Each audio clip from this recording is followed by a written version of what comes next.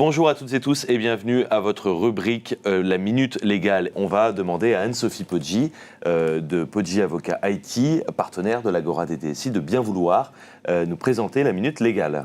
Bonjour Julien, bonjour Philippe. Alors aujourd'hui, je viens vous parler de la souveraineté numérique et des risques géopolitiques. Quels enjeux pour les DSI ? Il y a eu une loi le 7 octobre 2016 pour une république numérique qui avait été esquissée par le gouvernement pour la souveraineté numérique en proposant un commissariat dédié. Mais le projet a été abandonné. 10 ans plus tard, le sujet reste plus que jamais d'actualité. Le retour de Trump à la Maison-Blanche a ravivé les inquiétudes sur l'accès des autorités américaines aux données traitées par les géants du cloud. Côté chinois, la loi sur le renseignement de 2017 suscite les mêmes préoccupations.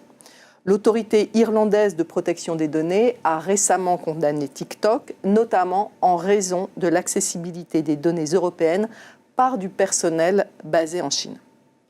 Dans ce contexte, l'architecture IT n'est pas seulement un enjeu technique, mais aussi un enjeu juridique. Plusieurs risques sont à anticiper. La protection des données personnelles, qu'on connaît bien maintenant, avec le risque d'interdiction de certains transferts par les autorités européennes. Un Schrems 3 est toujours possible.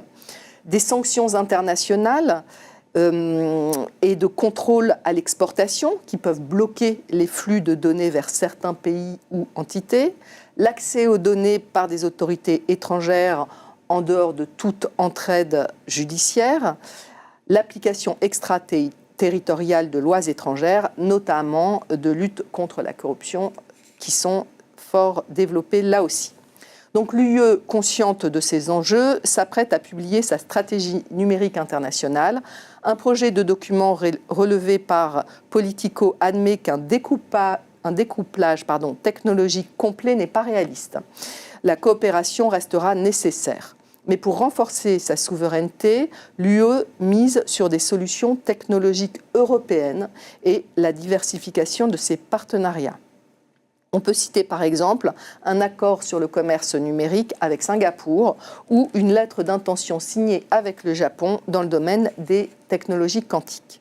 Dans ce contexte mouvant, les DSI doivent anticiper les aléas géopolitiques et réglementaires, interruption des flux de données, hausse du droit des douanes, restriction à l'exportation, etc.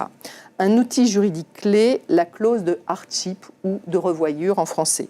Elle permet de renégocier un contrat en cas de changement imprévisible et si la renégociation échoue, les parties peuvent convenir d'une sortie ou saisir le juge. Donc pour les contrats IT à long terme, cette clause bien rédigée est un moyen de levier de gestion du risque. Elle doit préciser les événements déclencheurs, la procédure de notification, le process de renégociation et les mécanismes d'adaptation ou de sortie du contrat. Eh bien, merci beaucoup Anne-Sophie Poggi pour cette Minute Légale. On le voit bien, l'IT, un outil juridique pour les enjeux de souveraineté.